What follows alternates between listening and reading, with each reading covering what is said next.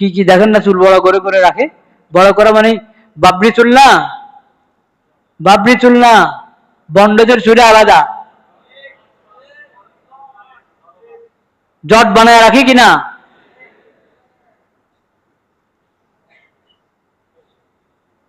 কিছু আল্লাহর বান্দার কথা জানতে পেরেছি, তারা এই ধরনের লোকদেরকে ধরে ধরে আদর করে মোহাব্বত করে জটগুলো কেটে মাথায় ইয়ে করে একবারই গোসল টোসল করিয়ে নতুন জামা পায়জামা সালোয়ার পরিয়ে বাস ওদের খরচ টরচ দিয়ে বাড়িতে পাঠিয়ে দেয়। এটা অনেক ভালো কাজ। কে করছে আমি জানি না, কিন্তু কাজটা কি ভালো। আর অনেকে মনে করে কি ওরা যেভাবে হালাক হয়ে যাবা, ও জট কাটার সময় বলে যে এটা ধরলে হালাক হয়ে যাবা, কিচ্ছু হয় না। কি হালাক হবে? তুমি গুনার কাজ করতেছ। হ্যাঁ, এবং এই ধরনের লোকদের অনেকের আকীদা বিশ্বাস ঠিক থাকে না সাধারণত। তোমার কিচ্ছু হয় না, আর তোমার জট কেটে দেওয়া যেটা শরীয়তের বিধান, বাকি জবরদস্তি করবে না। আমি দেখেছি তারা জবরদস্তি করে না, কোনো জবরদস্তি করে না, বুঝায় আদর যত্ন করে কেটে দেয়। কিন্তু ওরা ধমকাতে থাকে যে তুমি শেষ হয়ে যাবা। আসলে কোনো শেষ হওয়ার কারণে নেই, শেষ হওয়ার কোনো কারণে নেই। আচ্ছা, কি জন্য এসেছে? এদের কথা আসলো কি জন্য? হ্যাঁ, মাজারে কেন যান?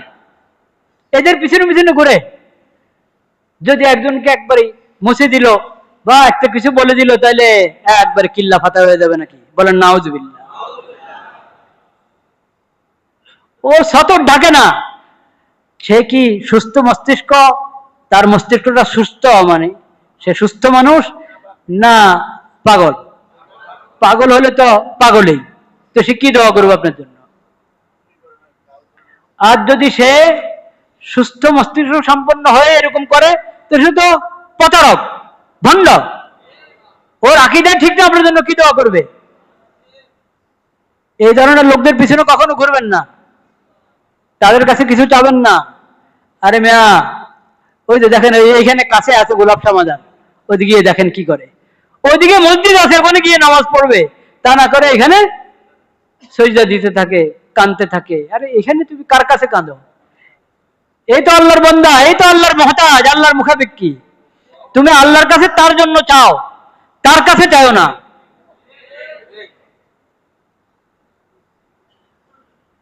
ইস্তাঈনু বিস-সাবরি ওয়াস-সালাহ, আল্লাহর দরবারে দাঁড়াও। আল্লাহর দরবারে যে হাত উঠবে ওটাই সফল। অন্য কোন দরবার, আল্লাহর দরবার ছাড়া অন্য কোন দরবার এমন নাই যেখানে প্রার্থনার হাত উঠতে পারে।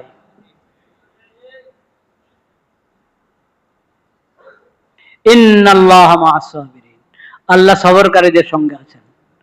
রোজার মধ্যে সবর আছে কি নাই? রোজার মাধ্যমে আমরা আল্লাহর সঙ্গ অর্জন করব কি করব না?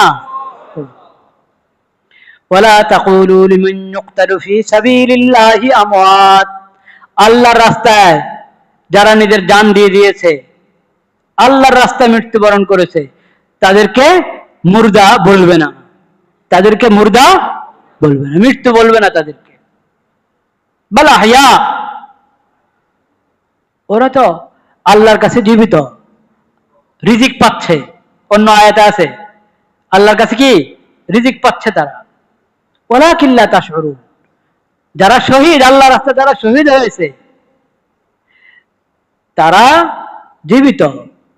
দুনিয়ার হায়াত তারা শেষ করেছে, দুনিয়ার হায়াত শেষ করে শহীদ হয়ে গেল, কিন্তু শহীদ শাহাদাতের মর্যাদা লাভ করার পর আল্লাহ তাদেরকে দুনিয়ার হায়াত থেকে অনেক শক্তিশালী হায়াত দান করেছেন। তাদেরকে তোমরা মুর্দা বলতে পারো না, মৃত্যু বলতে পারো না। ওয়ালাকিন লা তাশউরুন, তোমরা বুঝো না আর কি। তোমরা আমরা তো কবর দিয়ে আসলাম নিজেরা। শহীদদের তো আল্লাহ তাআলা দেহ কি করেন? হেফাজত করেন। দেহ পর্যন্ত মাটি খায় না। অনেক ঘটনা ইতিহাসে আছে এরকম।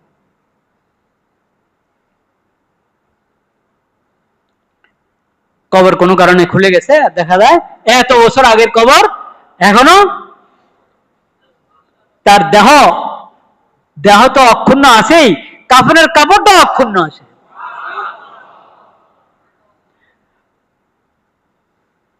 وَلَنَبْلُوَنَّكُمْ بِشَيْءٍ مِّنَ الْخَوْفِ وَالْجُوعِ وَنَقْصٍ مِّنَ الْأَمْوَالِ وَالْأَنفُسِ وَالثَّمَرَاتِ وَبَشِّرِ الصَّابِرِينَ الَّذِينَ إِذَا أَصَابَتْهُم مُّصِيبَةٌ قَالُوا إِنَّا لِلَّهِ وَإِنَّا إِلَيْهِ راجعون أُولَٰئِكَ عَلَيْهِمْ صَلَوَاتٌ مِّن رَّبِّهِمْ وَرَحْمَةٌ وَأُولَٰئِكَ هُمُ الْمُهْتَدُونَ সবর এর ফজিলত, মর্যাদা, সবরকারীদের আল্লাহর কাছে কি মর্যাদা, আল্লাহ কি কি দান করেন তাদেরকে, এই বিষয়ে আলোচনা হয়েছে। আপনারা নিজেরা পড়ে নেবেন তাফসীরে মাআরিফুল কোরআনে। সময় লম্বা হয়ে গেছে, আর হয়তো 5-6 মিনিট আমি বলবো। এই পারা থেকেই আর দুটি আয়াত পড়বো শুধু ইনশাআল্লাহ। একটি আয়াত,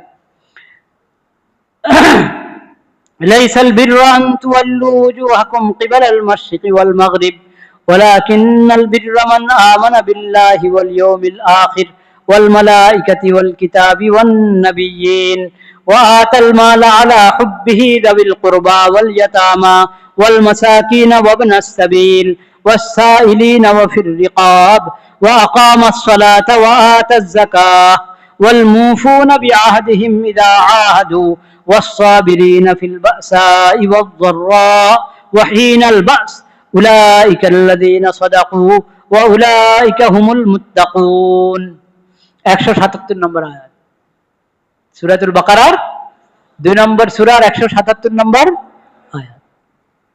এটাও পড়বেন।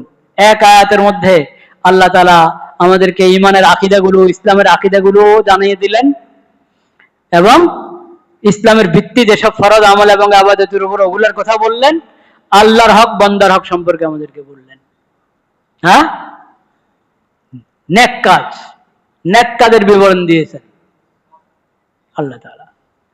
এসব নেক কাজগুলো আমাদেরকে জানার, বুঝার, নেক কাজের পদ্ধতি বুঝে সহি তরিকায় সমস্ত নেক কাজ আঞ্জাম দেওয়ার আল্লাহ তাআলা আমাদেরকে কি দান করেন, তৌফিক দান করেন। রমজান মাসের যে আয়াতগুলোতে সিয়াম, রমজান যে কোরআনের মাস এবং রোজার মাস, এই আলোচনা যে আয়াতগুলোতে হয়েছে এগুলো তো দ্বিতীয় পারায় নাকি। শাহরু রমাদান আল্লাযী উনজিলা ফীহিল কুরআন হুদাল লিন-নাসি ওয়া বায়িনাতিম মিনাল হুদা ওয়াল ফুরকান ফামান শাহিদা মিনকুমুশ শাহরা ফালিয়াসুম ওয়া মান কানা মারিযান আও আলা সাফারিন ফাইদ্দাতুম মিন আইয়ামিন উখর। রমজান মাস এটা কোরআনের মাস, এই মাসে কোরআন অবতীর্ণ করেছেন আল্লাহ তাআলা। কোরআন প্রথমে জমিনে আসা শুরু হয়েছে কোন মাসে? রমজান মাসে।